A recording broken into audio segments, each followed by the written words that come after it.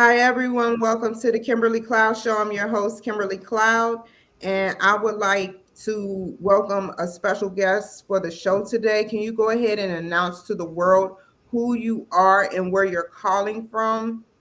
Oh, I'm Gary Hill, and I'm from Northern Illinois, probably about 60 miles from Chicago. Wow. So, how far are you from? Yeah, I want to get Paducah, Kentucky.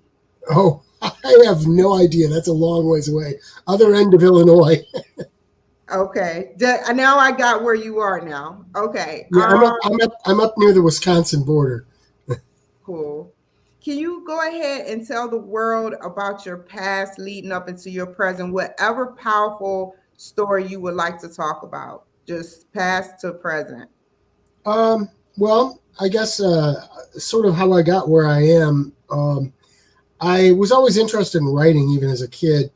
And, I did comic books when I was a kid. I would draw the art and write the comic books. I was writing movie scripts and passing them around to my friends in middle school. And so I was always doing writing. And then I sort of gave it up for a while. And in 1998, I decided to start doing a music based publication called Music Street Journal. And the first issue of that was just a Microsoft Word document that I emailed to 28 subscribers. And that wound up becoming a website and doing music reviews and interviewing musicians. And, I'm kind of used to being the person interviewing people, not the person being interviewed, sort of a reverse role there. But that gave me the idea after a while to actually do my first book, which I did a book based on the writings of H.P. Lovecraft influencing music, because there's a lot of music out there that's influenced by it, and sort of talked about the music and compared it to the lyrics and things like that, and interviewed a lot of the musicians. And that book did really well. And in the meantime, I'd always been writing short stories and things. And in 2017, I think, I did a collection. I contacted a bunch of friends on Facebook and said, hey, would anyone like to contribute some science fiction or some horror stuff to a collection? And I wound up getting a good amount of material, and we put out a book called Dark Dreams and Weird Worlds. And that sort of gave me the inspiration to start something called Tales of Wonder and Dread, which is a publishing imprint that does horror and science fiction.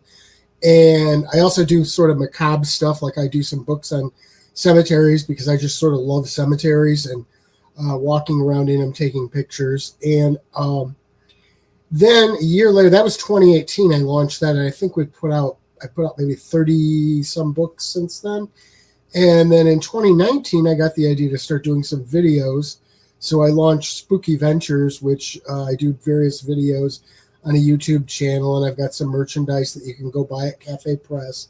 Now, is that fiction or nonfiction? Is Spooky Ventures? Spooky Ventures is each day of the week is a different kind of video that goes up. And not everything goes up every week. But every week we do an audio book, which are usually public domain things.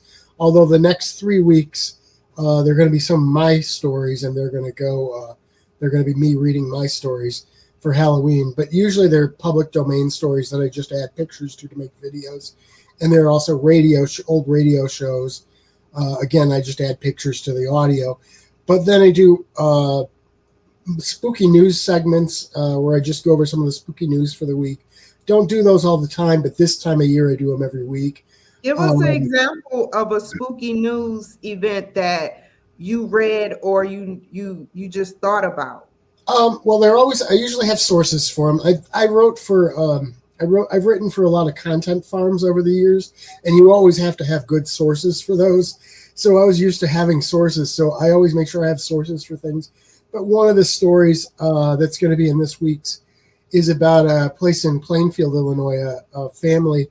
And this made the national news, too. There was a family who had a Halloween display based on Stranger Things where they had this girl floating above their driveway, this mannequin girl, and their neighbors complained about it. They took it down. Now they put it back up. And the neighbors were complaining because too much traffic going past their house. And so that's one of them. I do a lot about movies coming out. Like another one in this week's edition talks about the Christmas horror movie that's coming out in December based on the Grinch called The Mean One. So that kind of thing. And I do interviews on there and I do reviews on there too. And wow, you've done so many different things with your life, and I respect that. And you usually are the one interviewing people. So let's dig into your podcast that you have, or your radio. Like, tell The, me a little bit about what the, oh well, okay, for the music stuff. you. You mean that's just those are text interviews that I do. Yeah.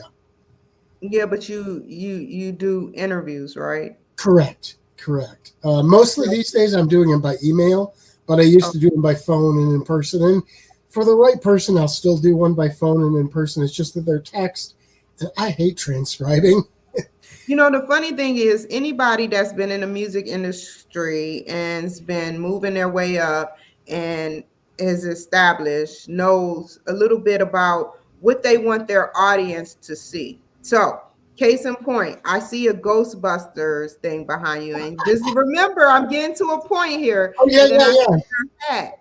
What is the significance and the influence behind your hat that you wear? Because back in the day, they used to wear hats, and you get the Mad Hatters, Right. Well, what part of my me is I always wear a hat, and I've been wanting to get a top hat because they're sort of the creepy thing. You always see them at Halloween time, and I finally got one, so I'm wearing it for interviews and stuff like that. It's But I cute. always wear some kind of a hat.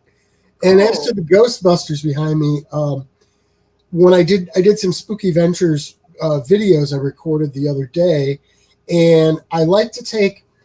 I'm a big fan of Sven Gulli, who I don't know if you've seen him. He's nationwide on MeTV, but he broadcasts out of the Chicago area. And if you watch his shows, in the background, you can always see little things, just little trinkets, and they're usually related to the movies he does. Well, I've started collecting these cereal boxes from Spooky Cereal Boxes. And every time I do recording, I put them up behind me in just different patterns. They move around every time, just because I think it likes a cool background and a point of interest.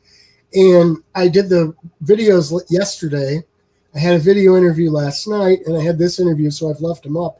Usually I put them away for when I'm not doing videos, but they've been sitting up for the last couple days now.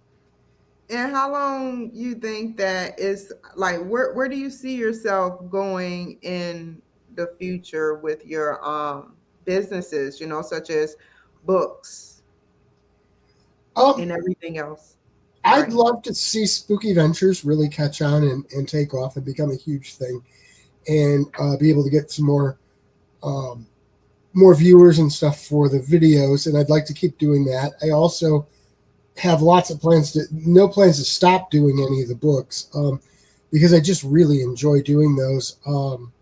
So I just see it sort of expanding and getting a bigger following, I hope. You never know what's going to happen, but that's what I hope. Okay. And if you had to give a piece of advice to a young entrepreneur, I mean, you've written over 30 books. Like seriously, you are a wonderful entrepreneur at best. And so what kind of advice would you give a young entrepreneur wanting to follow in your shoes? Um, I think you have to, at least for me, the art itself and what you're wanting to do has to be the prime goal. If you go out there looking to turn it into money, you're often to get disappointed because at least I've found I can't predict what's going to sell well. So I literally, when I publish books I want on my bookshelf. And when they sell well, that's a bonus, but at least I have the book and put it on my bookshelf. And I think you have to be willing to sort of change things around as you go along. And you also have to be willing to understand that you're probably never going to have perfection, what you think is perfect, but you have to just get things to a point where it's good enough that you think you're happy with it and let it go. Because otherwise you'll just sit there going over things, over and over and over again. You'll never get it out there.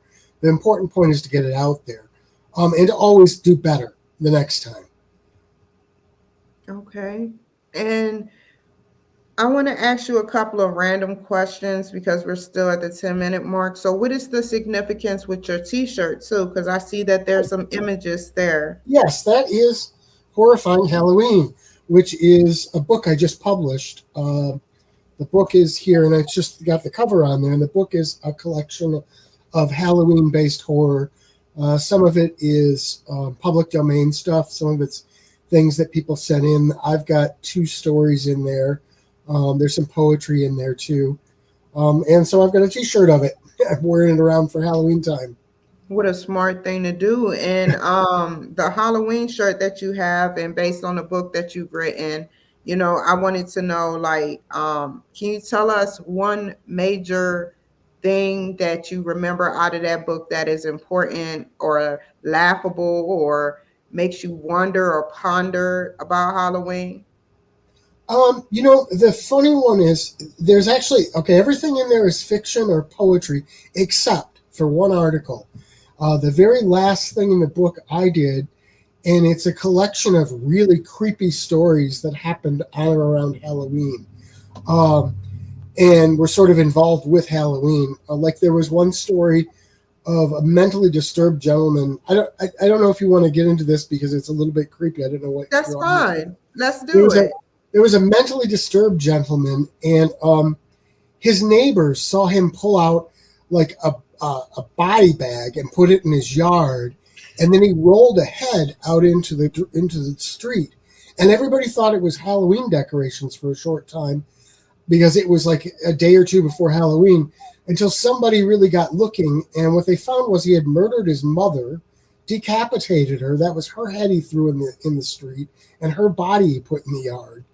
But by the time they figured that out, he had already taken off, run out, and tried to kill himself by jumping in front of a train. But they captured him, and he went to a mental hospital. I mean, so that's just one of the stories that just really weird things that have happened. There was another one where a postman delivered mail to a house, and he thought there was like a dummy for a dead person on the body because it was Halloween, or on the porch because it was Halloween.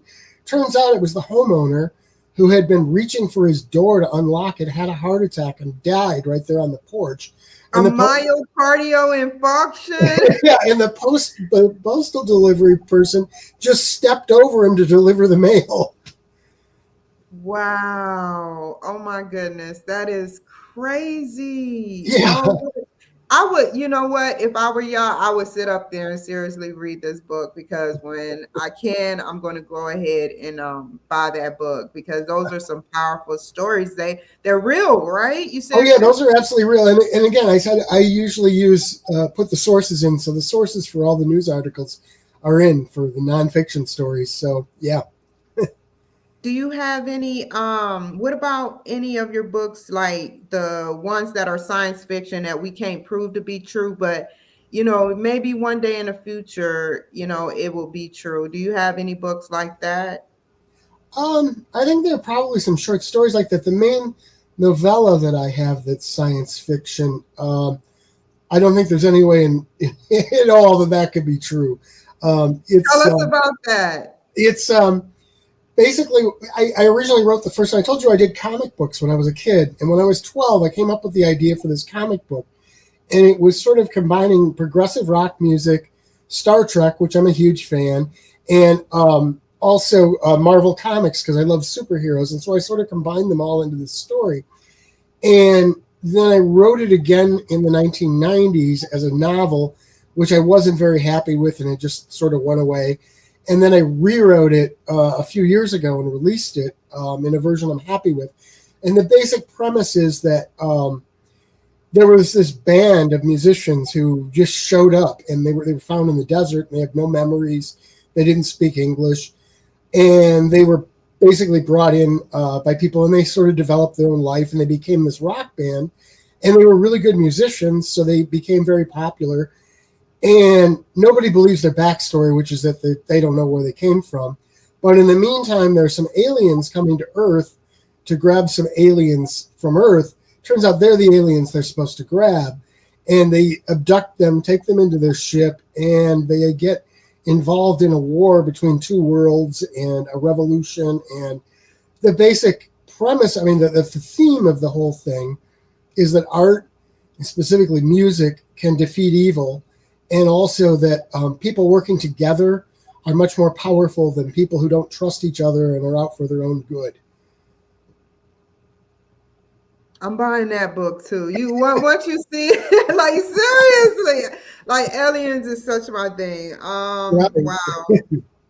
Okay, so how can do you have any other like strong words of advice or anything that is on your mind that you would like to make a point by telling, whether it's about your books or whether it's about your career? What have you learned, in life over the years of creating all of these wonderful things for people to read about you? Well, I think it ultimately comes down to the same sort of some of the same stuff I said before, which is you need to worry about pleasing yourself. Do the things you want to do, the things you're passionate about, and do what you really believe in, because you can't worry about pleasing everybody else, because I can guarantee you there are going to be people who are going to hate what you do. There are going to be people who love what you do. That's And true. if you're worried about that, you're gonna be delivering stuff that you're not really behind. It's not genuine. Always try to be true to yourself. Thank you so much for your kind words of advice. I appreciate you being on the show once again, and stay tuned, y'all. I'll be back on here, right back on here after the break. And you all take care, be safe out there. I hope y'all gain some insight. Thank you. Stay on the line, Gary. Thank Okay, you. thank you for having me.